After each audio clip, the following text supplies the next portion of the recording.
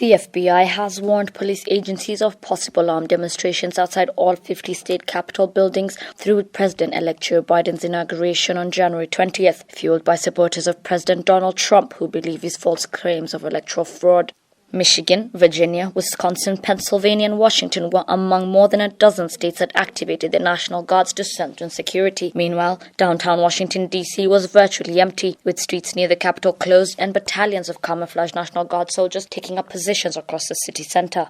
The nationwide security scramble followed the deadly January 6th attack on the U.S. Capitol by a mix of extremists and Trump supporters, some of whom called for the death of Vice President Mike Pence as he presided over the certification of Biden's election victory. The Democratic leaders of 4 United States congressional committees said on Saturday they have opened a review of the events and had written to the FBI and other intelligence and security agencies, asking what was known about the threats, whether the information was shared and whether foreign influence played any role. In a nod to both the coronavirus pandemic as well as security concerns, festivities around Biden's inauguration will largely be held online, though the president-elect still plans to be sworn in and deliver his inaugural address at the Capitol.